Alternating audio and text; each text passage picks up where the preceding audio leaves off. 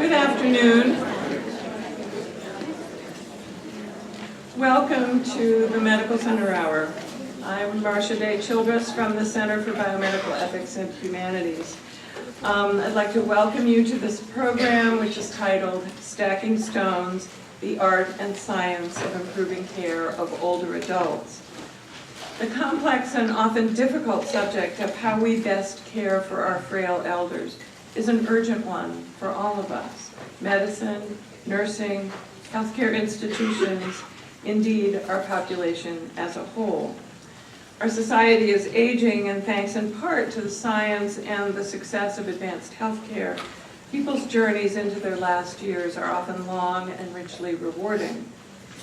But our medicalization of aging also means that older adults become longtime patients, entangled in complex, costly, fragmented, and sometimes ad-libbed systems of care that can prove challenging for them and their caregivers to navigate. When elders' health and functional status changes, ways of managing their care may come undone, just when robust attention is most needed to effect crucial transitions in their care and in the goals of their care. So the scope and seriousness of these challenges prompted us to organize this special Medical Center Hour that has deep interprofessional foundations and is also a platform for engaging the public. This hour is brought to you by both the School of Nursing and the School of Medicine, thanks to 2 endowed lectureships, 1 in each school. I'm proud to welcome School of Nursing Dean Dory Fontaine, who's been my partner in planning this program today, and who will tell you both about these lectureships and about our most esteemed visiting speaker. Welcome, Dory.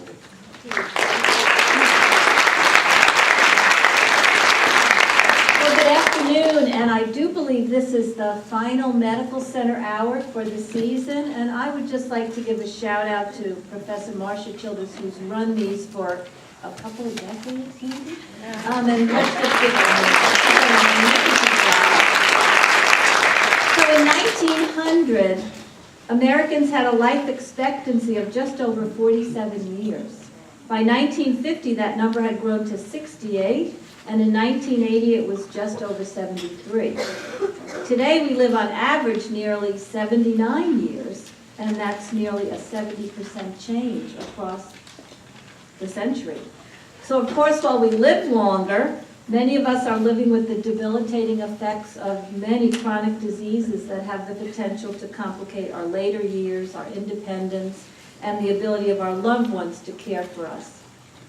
With those very real issues in mind, it's critical that nurses, physicians, and others consider together how we can partner with our elders to have consistent care, matching their own personal goals for quality and function.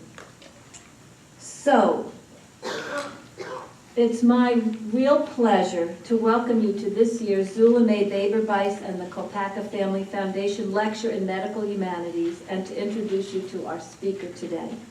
But first, a bit about the 2 organizations sponsoring this, the 2 funders. Our School of Nursing Alumni Association established the Bice Lecture in 1975, which is named for our much-beloved former UVA nursing dean, Zula May Baber-Bice. We practiced saying that last night many times at a dinner because we just loved saying Zula May Baber-Bice. She was a beloved dean of the School of Nursing, married to one of the favorite professors here, Ray Bice, for many years. Each year, the Bice Lecture offers a platform for eminent leaders in healthcare, like our guest today, to speak on pertinent health issues. In addition, the Kopacka Lecture was established in loving memory of Dr. Kopacka Rao by his family, including his daughter, physician Dr. Jaya Rao, who did her residency at UVA. Its focus aims to improve communication between caregivers tending the needs of individuals at the end of their lives. Our speaker today is nurse pioneer Mary Naylor. She's known for her important work at designing and implementing innovations that significantly improve the outcomes of older, chronically ill adults and their caregivers. And her work is on the move. The transitional care model that she developed and deployed is increasingly common, of nearly 600 health systems responding to a Robert Wood Johnson poll in 2015. Nearly 6 in 10 had adopted or adapted Dr. Naylor's model. On the ground, Mary Naylor's work is improving the quality of care for older adults as well as their quality of life and functional status. It's saving money too, given its advanced practice nurse-led structure and its emphasis on avoiding traumatic and very expensive hospitalizations. So like her friends here at the University of Virginia, she has many, Mary Naylor is a staunch advocate of interprofessional education, learning, and teams. In fact, my dear friend Cathy McCauley, professor at Penn, is on Team Naylor and has joined us today. An NIH-funded scholar, Mary Naylor earned Academy Health's Distinguished Investigator Award, is a fellow of the National Academy of Medicine, and is co-chair of its Care, Culture, and Decision-Making Innovation Collaborative. A member of the RAND Health Board of Advisors and the Agency for Healthcare Research and Quality's National Advisory Council, Dr. Naylor earned her BSN from Villanova, let's go Wildcats, I went there too, both an MSN and a PhD from the University of Pennsylvania. Her alma mater, the University of Pennsylvania, is where she's the Ware Professor and Director of this amazing center, the New Cortlandt Center for Transitions in Health. We are so lucky to have our friend and colleague, Mary Naylor. Mary.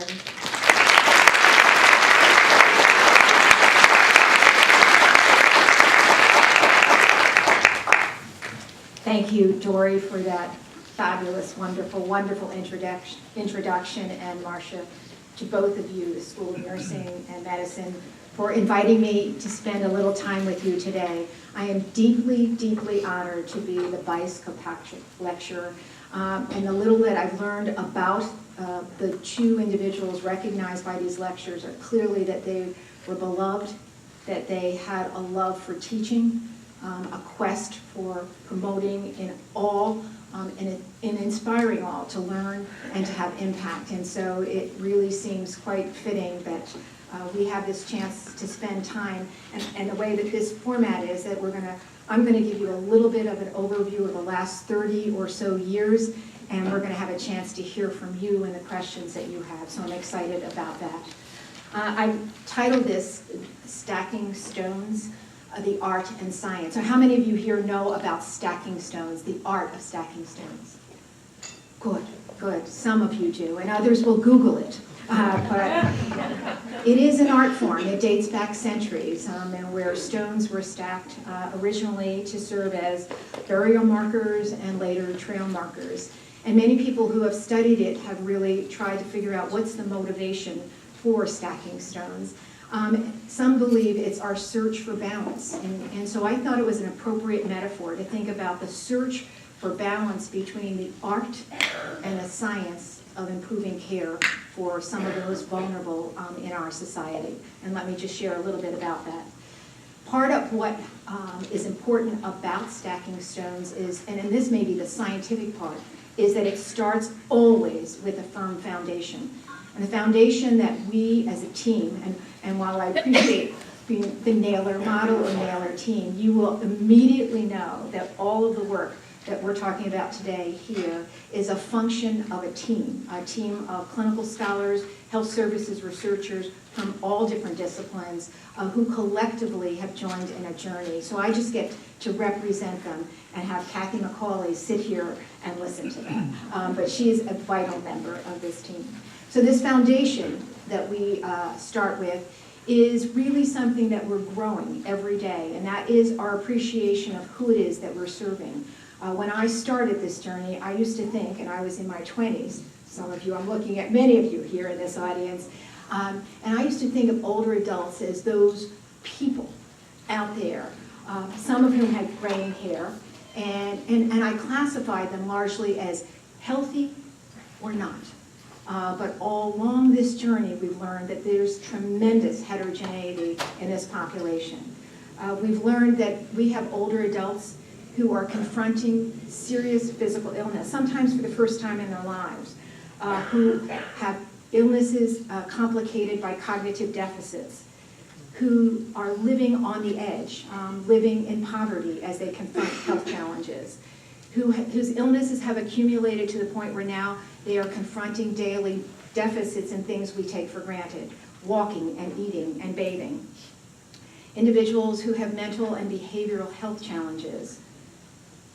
And as our population ages, we're learning that we are increasingly becoming a much more diverse population. So for the first time, as we care for older adults, we need to have a growing appreciation of their cultural differences, of their language differences, as we think about improving their care and outcomes. But the reality is that that kind of characterization or classification is also simplistic. Most of the people with whom we work have multiple of these. They are individuals with serious illness, complicated by poverty and mental health deficits and behavioral health deficits. They are people who are crying out for our care, our support. And we're going to tell you a little bit about how we think about that. We weren't very far in our journey thinking about the needs of this population before we began to realize that we weren't going to get very far unless we began to think about them not as individuals, but as members of families and communities. And so family caregivers became a large part of our work. And once again, we began to grow in our appreciation, and still every day do, of who these caregivers are.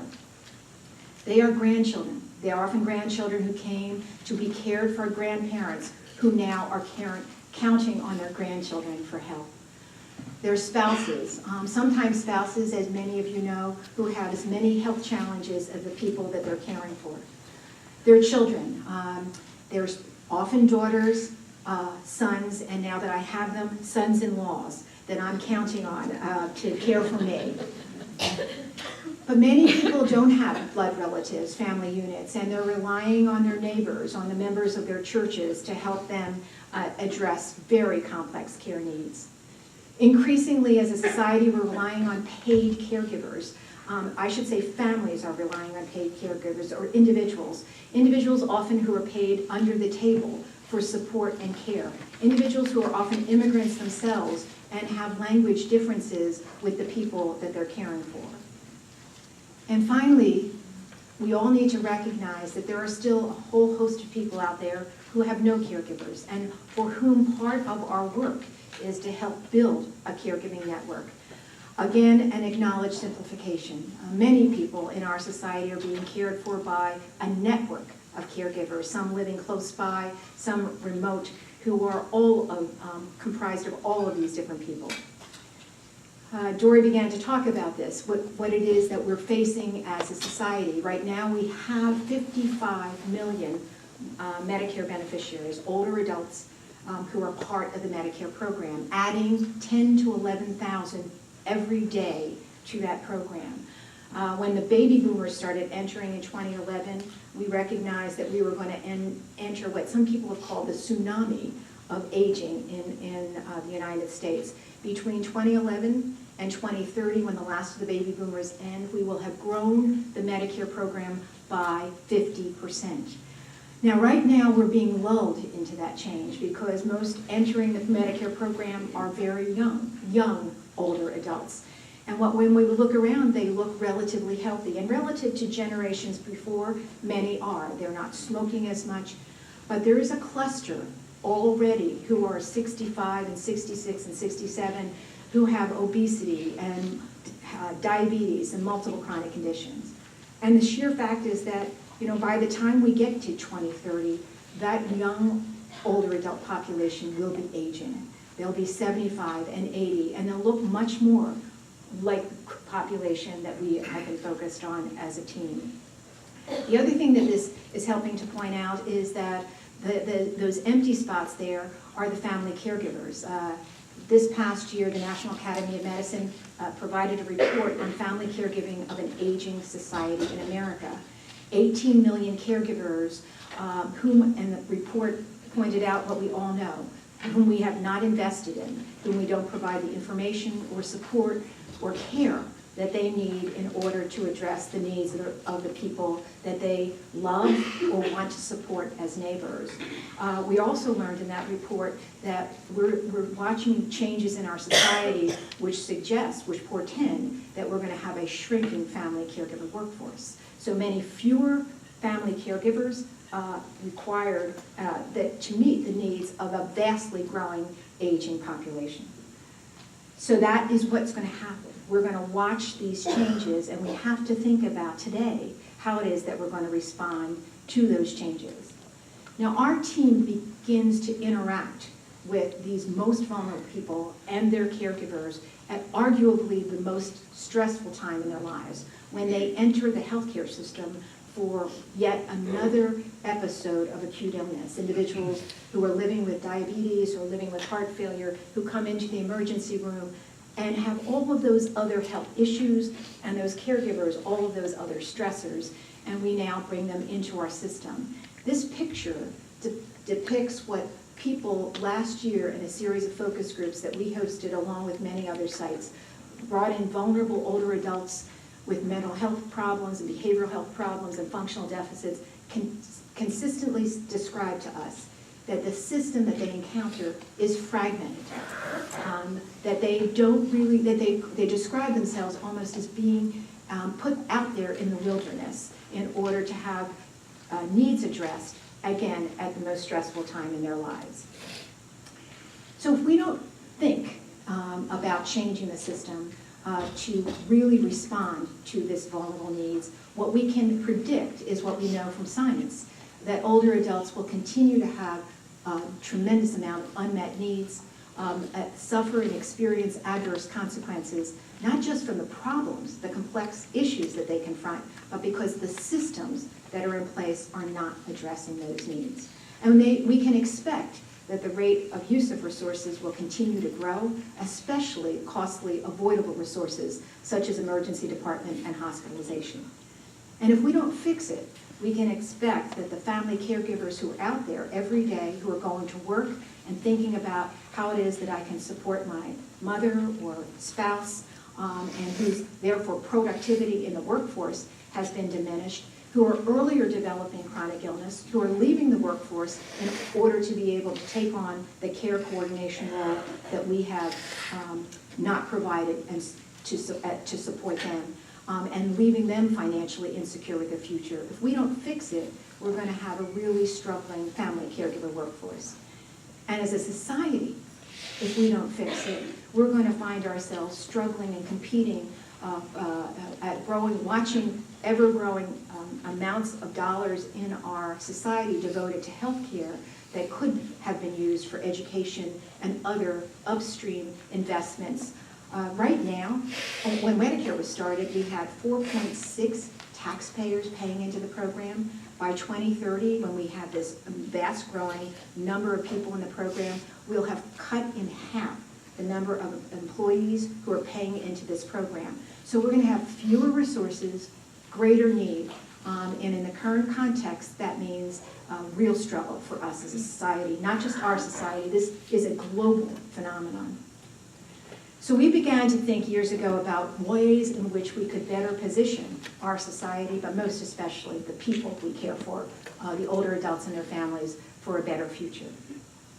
And we struggled, Cathy McCauley will tell you about figuring out what's the right model to guide our work. And it wasn't until Grembowski and his team came along a few years ago and helped us think this through. But what Grembowski and his colleagues think about is that the issue that we're confronting is that of complexity. On the one hand, people living with complex needs, caregivers living with complex needs, their own demands, and now the demands of caregiving. And on the other hand, we have complex systems, which, for example, make it very challenging for someone who has behavioral health needs and physical needs to be able to get resources in the same place. That is just not the way we're developing it. And so we think about our role and work as kind of narrowing the gap between people's needs and the services that are available to them. And we've thought about the transitional care model as one solution to address narrowing that gap. And just in brief, this model is centered on the use and capitalization of the skills of advanced practice nurses, people who have both knowledge and skills that span settings and that really have a grounding not just in healthcare systems but in community, and that really understand how central it is to capitalize on not just health services but social services in order to be enabling people to be whole. So the advanced practice nurse is the point person, but is really a member of a team and capitalizes on the gifts of physicians, social workers, all healthcare team members in order to support Mr. Smith or Mrs. Jones. When we began our work, we started thinking about it as filling in gaps and services, but quickly also learned that really this kind of complexity requires longitudinal support. It's not going away when people, we provide support from hospital to home, that many individuals need ongoing monitoring and support to enable them not to develop adverse consequences. And what you're seeing at the bottom here is that this advanced practice nurse in the context of that team with this long-term monitoring is responsible for a group population of very vulnerable people and their caregivers. So for that group of older adults, this nurse supported, and it wouldn't happen without the team, is accountable for continuity in our work. And this is all we've been able to test so far, for at least a year. There's an evidence-based protocol that guides every interaction, what happens in the hospital on behalf of patients, what happens to them once they get home. And it relies on every kind of way in which we can interact meaningfully, in person, in hospital visits, home visits, telemonitoring, telehealth. We rely on all forms of communication. At the end of the day, what this is all about is helping people like Mrs. Wanda Banks. And Mrs. Wanda Banks is just one story in the thousands of stories that we've learned over the years. This is a picture with her and her sister living in a house by themselves, big home in West Philadelphia. Mrs. Banks widowed and moved in with her sister after her husband died. And now this is Mrs. Banks living alone because her sister went to visit friends in California, family in California, and the family wanted her sister to stay with them, and so all of a sudden Mrs. Banks is alone. So what did we see when Mrs. Banks approached us? We saw someone who had multiple hospitalizations in the prior year, multiple emergency room visits, called 911 multiple times. And what is it that the work of this team does? Well, everything is grounded in trust. Everything is grounded in relationships. And for Mrs. Banks, establishing, in this case, reestablishing trust was central to be able to uncover what we think is central here, which is to understand the root cause of her problems. The root cause of her problems obviously was not simple. She is now alone. She is now an individual who no longer can call on her sister when she becomes short of breath and she panics. And that's what causes her to call 911. So that's part of what we're doing here, building a relationship, also helping Mrs. Banks to figure out what are reasonable goals for her. And this is a strongly independent woman who wants to remain in her home, helping her to think about what that means for her and her capacity to do that isn't something that you get to turn around and say, really, you shouldn't be here, you should be in assisted living, you should be, it really says, where are you? What are your goals? And how is it that we can begin to help you achieve your goals? And in that process of advanced care planning, thinking about possible new futures. Again, all grounded in trust. So this process in this intensive phase is to help her. It also means doing some very basic things, going into the home and finding out that she doesn't, after all of these years, know how to use the inhaler. That she's not, even the tools that we've given her to help, she doesn't have access. So it's addressing those at the same time you're thinking very much about what is her future. That intensive phase, which ranges about, on average, 2 months, is then followed by a longitudinal phase. And that's where we risk stratify people again and say, well, where are these people and what do they need, certainly over the next couple of months. Now, some will do very well if we have great relationships with their primary care. Some will really be valued and enhanced and supported by community health workers or registered nurses, and some will require the continued involvement of the advanced practice nurse in helping them, especially near or at end of life. So what we have thousands of Mrs. Banks stories, but anecdotes do not necessarily by themselves change policy. And we began to think, well, we knew we were going to have to do very hard, rigorous work to build the evidence to say that this approach to care really is where our system should be moving.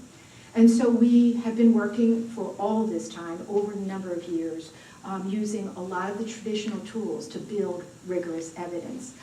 We use randomized clinical trials funded by NIH.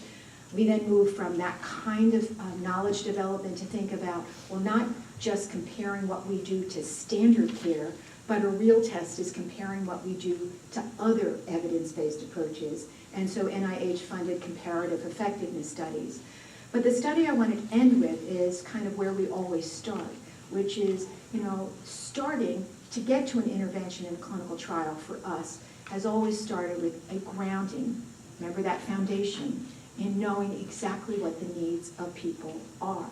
And so we've used observational studies to really, without intervening, study the experiences of people and their caregivers as a basis for system redesign. In the clinical trials, we've been able to show consistently, both in the randomized controlled trials and in the comparative effectiveness, that we can do better.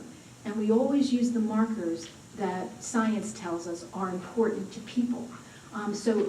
While reducing readmissions might be important to society, it absolutely has no meaning or relevance to older adults. They want to feel better. They want to feel that someone is in charge of their care. They want a trusting relationship. They want to be able to function. Function is so central to people's sense of meaning. They want to have a higher quality of life.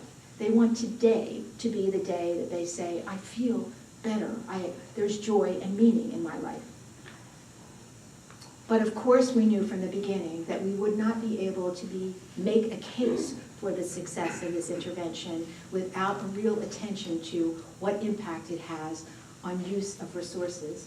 Mark Pauley is the lead healthcare economist on our team, and we've always used this quality-cost trade-off. What benefit do we derive, and what cost is there to that benefit, and what impact does it have on the use of resources? And so over the course of these clinical trials, we've rigorously assessed what it takes to do this kind of work, because this is not the current way of delivering services. And once you account for that, what impact does it have on use of costly resources? And we measure all resources, hospital, home care, hospice. The only thing we don't measure is out-of-pocket costs and medication costs.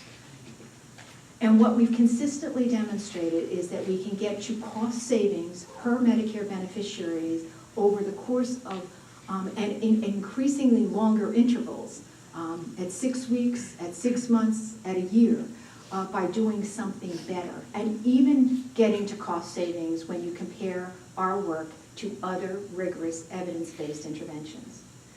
I want to go back, though, to that observational study, because I think it's a real important story about our journey, which is everything has always been grounded in trying to understand Mr. Smith, Mrs. Jones, and their experience.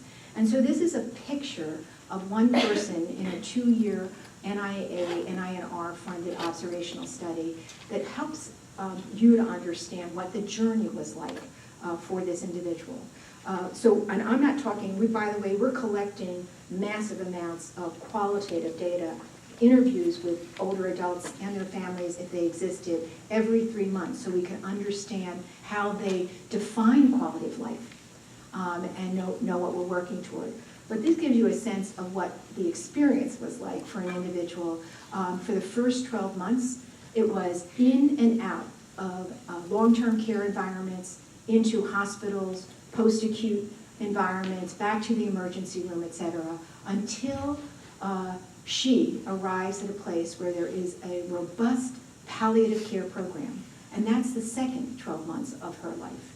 of this 2-year experience, where she has only one acute care encounter compared to the earlier. And it redefined for her what quality was. This helps us to understand from her voice what quality is, and also gives us the evidence to suggest we have multiple opportunities to intervene to make it better for her. So the journey tells us, this is lots of pictures of all the papers that we published in the first couple of decades of our work in clinical trials. We had huge amount of media attention, New York Times and Washington Post and so on, which was very gratifying. And then we looked around and said, well, who out there is using our work, our evidence, as a basis for redesigning their system? And much to our dismay, neither the University of Pennsylvania Health System or UVA or anybody was using the evidence out there as a basis for system change. And this became a really very important part in our journey, because we could have gone on running clinical trials, getting the grants that universities love, and publishing in all the right places and getting the media attention. But we were not at all interested in that. I mean, you're interested, you have one life. It's not a dress rehearsal. This is one life. So you get to say, what am I going to do? And so we decided that what we were going to do is embark on the journey of trying to move our evidence into practice. And that was really quite, I was describing earlier today, and all of you also have to Google this, an Irma Bombeck journey. Not many, there were no roadmaps for us to figure out what to do.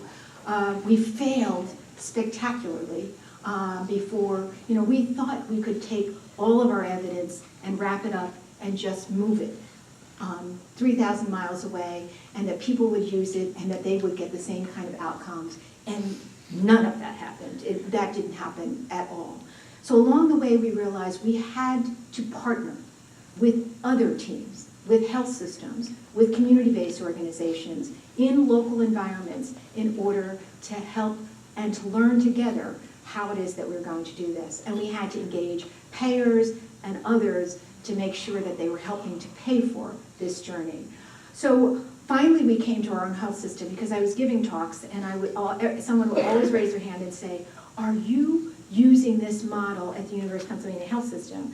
And I would have to say, no. So I shamed our health system into adopting the Transitional Care Model. It was never that easy, but nonetheless. The good news is that we're tracking here, because part of what you want to know is, can you replicate what you learned in clinical trials in certain kinds of contexts with certain kinds of populations in real world? So we rigorously assess, and here's some findings in our own system where we realized we could replicate, we could get to better care and better health outcomes. We rigorously assess what impact we have on rehospitalizations against what the performance of the health system is in their current care. I mean, this is what we get to do. That's what this new partnership enables us to do. And I wanted to briefly share with you, because Dory mentioned that we're working with local health systems and communities throughout the US and now increasingly throughout the globe, because this is a global issue we're talking about. This is Trinitas Center in Elizabethtown, New Jersey. Trinitas had a Wharton grad on their board who heard me speak once and funded the transitional care program at Trinitas. A really amazing story. And they've been working 4 or 5 years. Well, they took our evidence and they flew with it. I mean, that was their foundation, but they realized it was not going to be enough to change the care and outcomes of the really impoverished community that they were serving. So they built new relationships with the food bank. They had people come in to build meals, create meals for people leaving with, going home with diabetes or heart failure that were both tasty and appropriate for them. I mean, we watch with great awe what they have done with this foundation. Cedars-Sinai, 3,000 miles away, had a great niche program, but found that patients were leaving, older adults were leaving the hospital and falling through the cracks and coming right back in. So they were getting exquisite care in the system, but not in follow-up, and we worked with them until they were able to build the ROI to convince system leaders to extend their work beyond the hospital. This is a really cool story. This is a 99-bed facility in southern Vermont, and about 3 weeks ago, they received the Magnet Award. So in nursing, that's a big, and for health systems, it's a big deal for the quality of care that they're delivering now to people in their community. I went up there last October, and the CFO wanted to know what I was going to do now that they had 99 beds, that many of them were empty. Because what was happening is that this team were enabling these people to stay in the community. Yale New Haven, this is really cool. I don't know if you can see it, but this is Cathy Tucker on the left, who headed a program where she adapted the transitional care model and built a clinic for heart failure patients that extended the hospital for 60 days. And it's an outpatient facility where people were coming in during that very vital post-discharge period, post-transition period, and had, fortunately, very positive impact. And now the system is considering expanding it to COPD and so on. One last, this is really cool. Nurse Navigators, this was a hospice division that is now operating in 22 counties, 10 in West Virginia, and the remainder in Kentucky. And they have the University of Kentucky health system and the state paying for these nurse navigators to implement the transitional care model throughout the Appalachian area. Really amazing group. So we were asked by the Robert Wood Johnson Foundation to say, who else out there is using, I'm not doing this, am I? Changing the light, is using this model. I can do that. But is using this because we don't know. I mean, we know the ones that come to work with us, and we've built tools for them to help them make it work, but a lot of people say they're using it. So we did this study, and we're, again, gratified to learn about 6 in 10 report using the transitional care model as the basis for redesign. But the other part that Dory didn't tell you is that 95% of them report that they're adapting the model, that they're making it their own. And so our next journey is to really understand adaptation. And what does it mean when systems make something their own? Are they getting the better care, better access, better outcomes? Or in some cases, maybe they're so far removed from core elements of the model that they might be wasting resources and maybe even causing harm. Really important work, because systems don't adopt models. They usually try to make them a part of an organization that feels right. We are working with Stevens Institute of Technology, and we've built this simulation model that has all of the Medicare hospitals in the country in it, and if you put your hospital in, it will tell you, and we integrated all the evidence from our trials, will University of Virginia Health System benefit today under a fee-for-service system from implementation of this model? Will it benefit more as it moves into risk? We worked with decision leaders, John Blum, heads of payers and purchasers and health system to help us know how they make decisions about the use of evidence, and built this into an interactive model that allows them to manipulate that, but all incorporating our evidence. And finally, I wanted to tell you briefly about our part of the journey that really is where I got started in all this.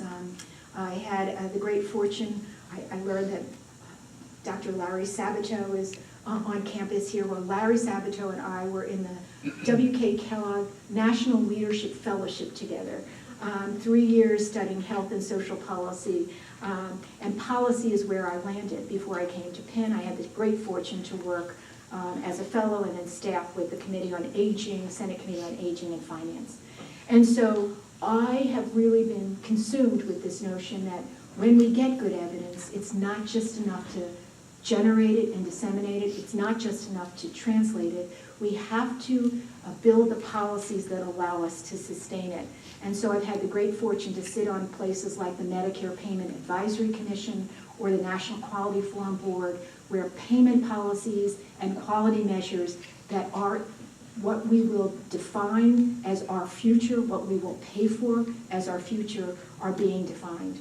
I also, as was mentioned, had the great fortune to co-chair with Bill Novelli this National Academy of Medicine group that are saying we've got to change the culture of care. And so we were very gratified to see evidence-based transitional care in many of the provisions of the Affordable Care Act, both in the payment end, but in the delivery end. It's saying we want to motivate you, incentivize you to really think about using evidence at least as the foundation for change. So what does this mean for nursing and for care teams? Well, on the right here is a fabulous picture of Barbara Manuel. We'll love that picture. On the left, I'm sorry, my left, and on the right is an advanced practice nurse, Christina Whitehouse.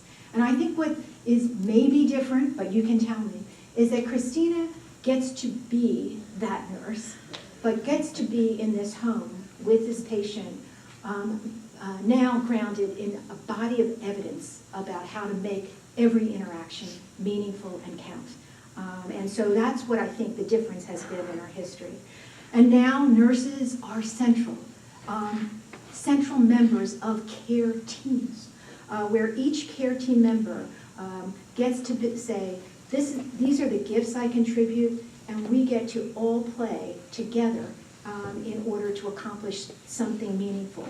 And we get to do this by changing our roles and responsibilities. And I went on record as saying health systems should be doing this because they now have an ethical responsibility when they know not perfect evidence, but what it is that we can do to make Mrs. Banks feel better, get to a higher quality of life. We should be holding systems accountable to do it. At the end of the day, what makes interprofessionalism, teams glued together is to have an unwavering focus on why we exist. We exist to support people in the context in which they live, their families, and their communities. And we don't do it alone. It's not just a healthcare issue. It's a community issue that's needed to make it happen. So I think the future of care for older adults and family caregivers is bright. It's bright because I'm looking at the future here in this audience. It means now we're not just focusing on hospitals and home care, but we're really thinking deliberately about how to work upstream. We're working in primary care now. We're working, trying to get people in the community from ever having to use our emergency room or hospitals. Because for some, we can get to do that. And we get to do that, and we're embedding transitional care into primary care practices to make that happen. But we'll always need hospitals. We will always need hospitals, and we need to make the journey of people, once they come into the hospital, a much more seamless one. And so we are really in our work has moved from transitional to population, but it's also really placing a premium on the work that's going on here in this focus that you have on compassionate care, on palliative care. So our work is not dependent on any one individual. It took and takes a village of committed, passionate people who've developed and cultivated their sense of humor over time, as well as but never lost a sense of why we're in it. We've had partners, many funding partners, many health system partners and payers, but really the group that has helped us the most along this journey are the older adults and their family caregivers.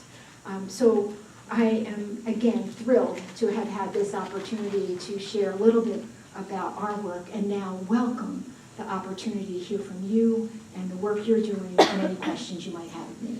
Thank you.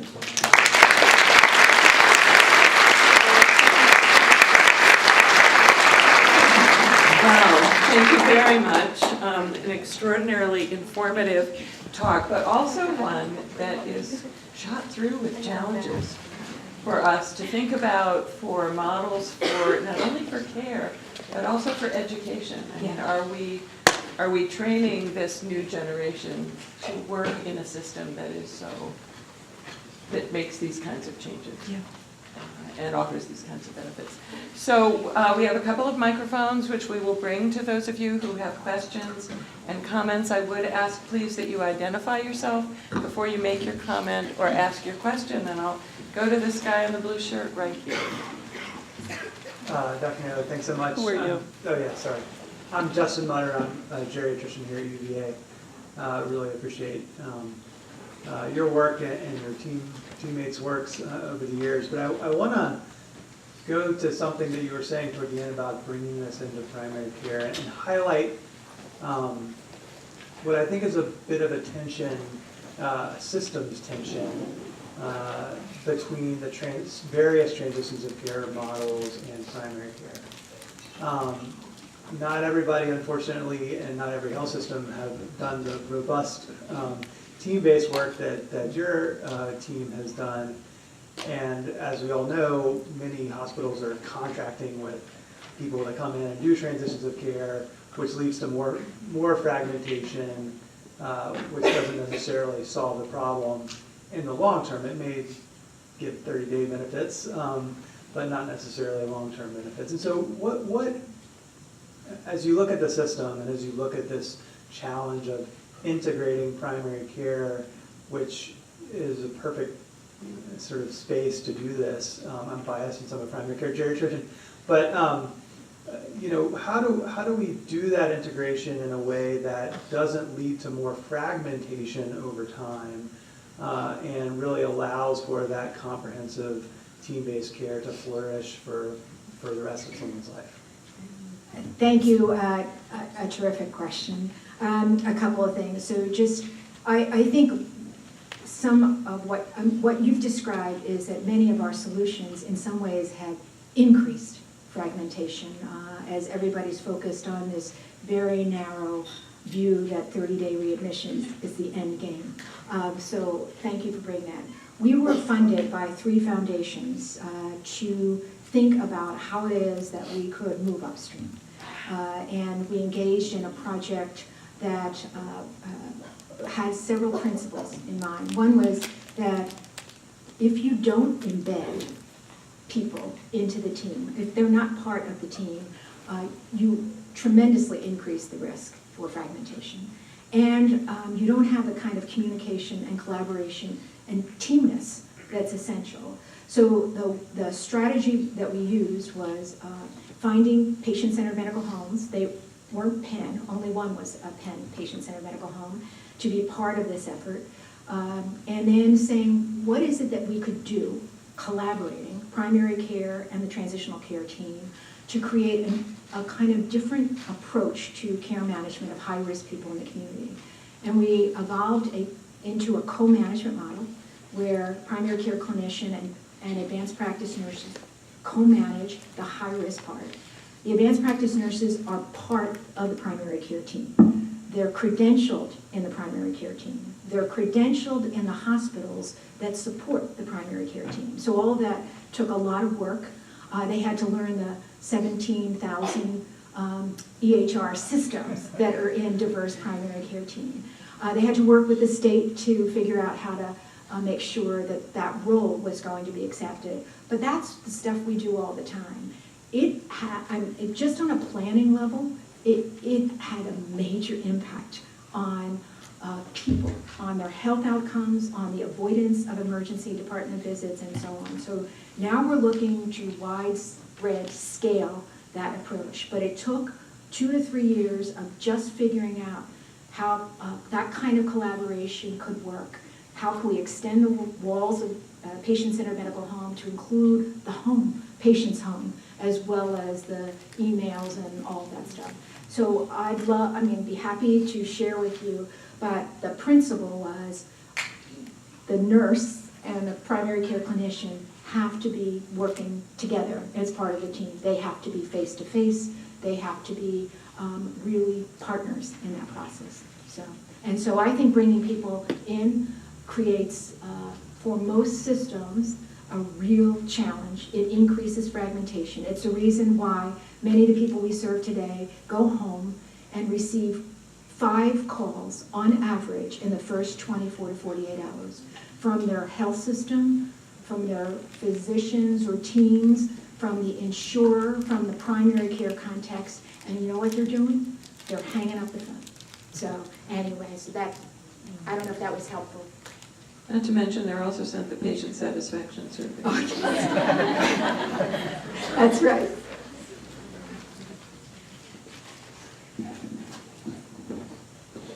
Thank you so much for coming to speak with us. I'm B.R. Stewart. I'm a nurse here at the University started in geriatrics and palliative care.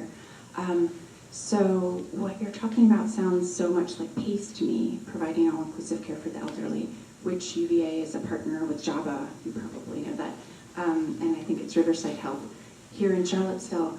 Surely you're familiar with that model, with PACE, the PACE model?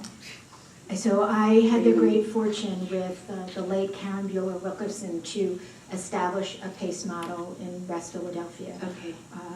That it, until a year ago, was owned and operated by the School of Nursing. So I am You're absolutely.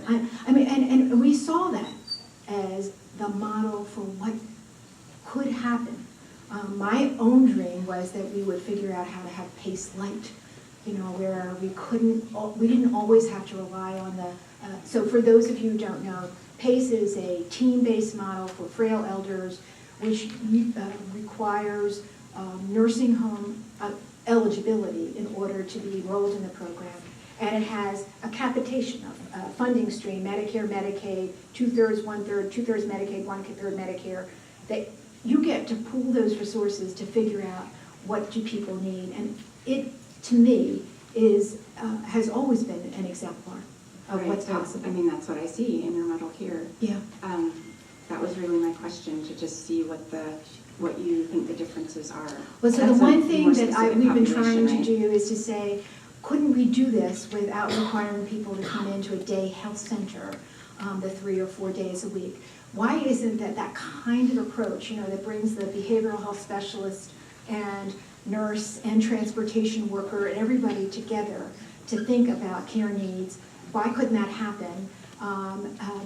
And happen in people's homes anyway. Right, rather than geographically. Right, exactly. Okay, well, I encourage anyone in the community to look into the PACE model as well, which really is a more specific version of this. And I understand we have 2 PACE board members here and here, so they would be fabulous contact people along with you. Thank you. Thank you so much for the wonderful talk. So my name is Wai Chen from geriatric. My name is Wai Chen. So in one of your slides, you mentioned the interprofessional education. I was wondering, how will you train the young, generation of the nursing student or the medical students, to learn your new models, transitional care model, so they can, like it, so they can use it. I'm really going to turn to Cathy McCauley anyway. I think this is, you've raised a central point. So what our team decided to focus on initially was preparing the existing workforce, the current workforce, to think about ways, to rethink their role. Many of us were socialized to become a person, a health professional in a context, in a hospital or in home care, and we always thought about patients door to door, what it is that we did and were accountable for while we had them. And it's a really big cultural change, and we thought it was important to start with the existing workforce. So I'm going to answer that and let Cathy talk about the future for the emerging workforce.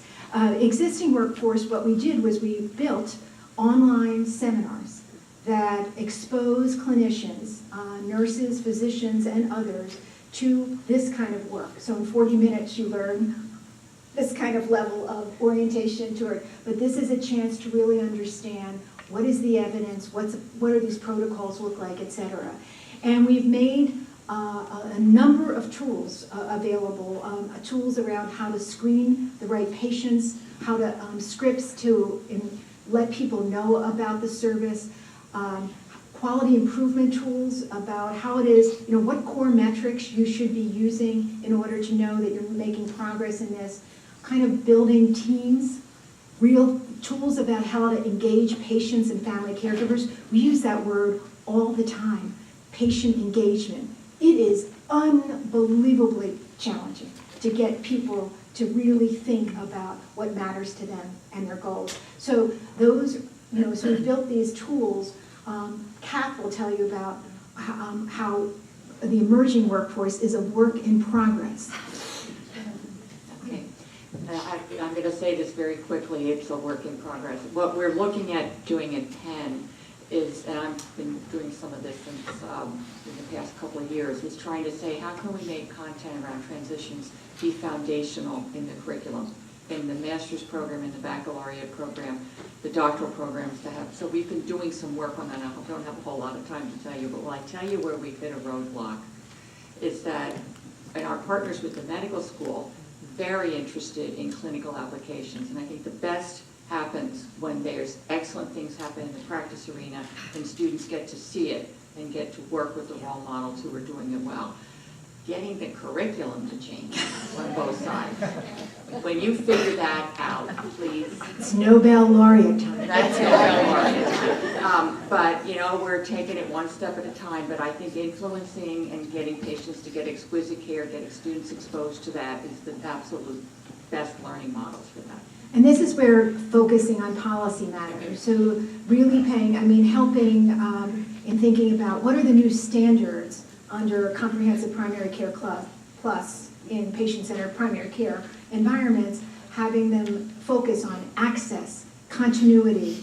So when you can change the standards, then you think about, so what are the new competencies that need to be in place to achieve those standards? And that's the kind of work. But it's, to your point, this is really continued work, and we don't have the answers to this. Wish we did. Thank you. Like all of our best medical center hours, this ends with questions. And we're also going to, Dory's going to offer a small gift to Mary for the wonderful gifts that she has given us today.